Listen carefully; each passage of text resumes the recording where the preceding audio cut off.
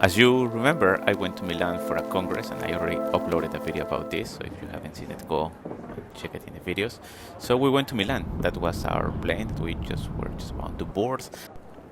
I was traveling with two of my colleagues, Karen and Yvette, so this was kind of a sort of exposition that was in the airport, and then we had to take a train because the airport is so far from the city. Like, I think we made the calculations and it was something to go from The Hague to Amsterdam.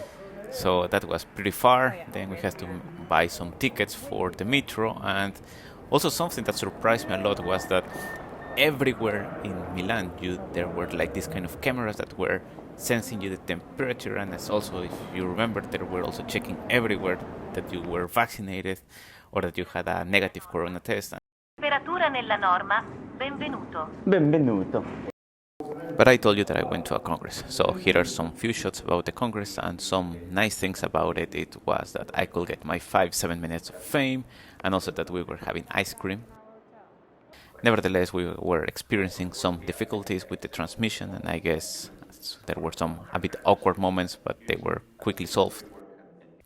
Maybe the only bad thing about the congress was its location, because near to it there was only one shopping mall, so the only thing that we could do in our free time was just go and take a quick look at the stores. As you can see, there were also some offices in these kind of skyscrapers. Skyscrapers? Is that the word? Skyscraper. Yeah, there was these skyscrapers that were full of offices. There was this sticker in the elevator of our hotel that said that we had to be turning our backs to the other people inside the elevator. Hey, you're breaking rules. Yeah. But okay, let me take you to the touristic part of Milan. So exactly in the city center is located the Cathedral of Milan, also known as Duomo di Milano. It is the biggest church in Italy.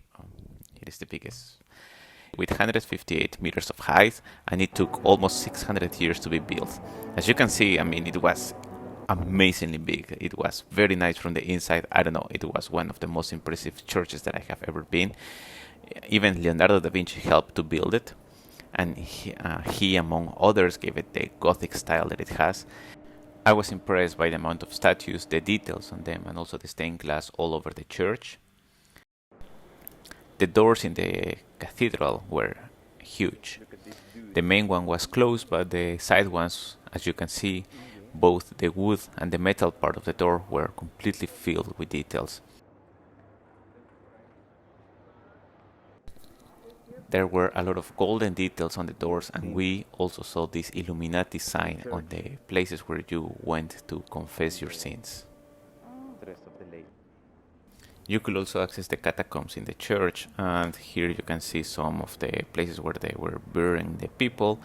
And we also saw this kind of funny place where you were getting baptized. So this is where the people was getting into for a swim, and then when it was out, it was already baptized. So, ta-da!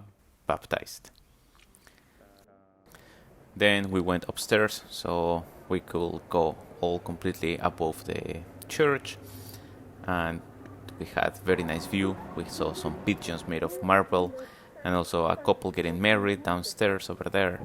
And that was the Golden Madonna that was completely on the top of the church. And here you can start to appreciate the architecture.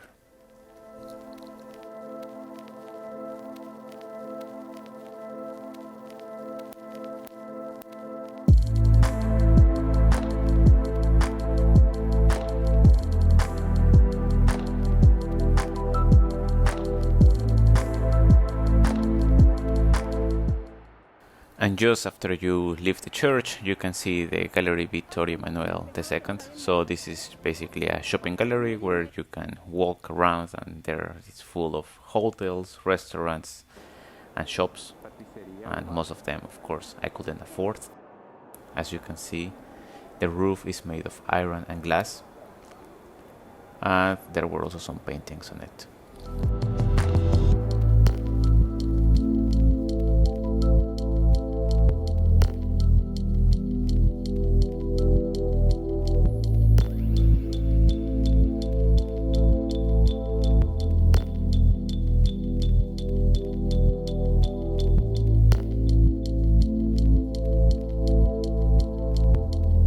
And And the last touristic place that I will mention in the video is the San Bernardino Aleosa Church. So this is a quite small church that is also in the city center of Milan and is best known for its ossuary.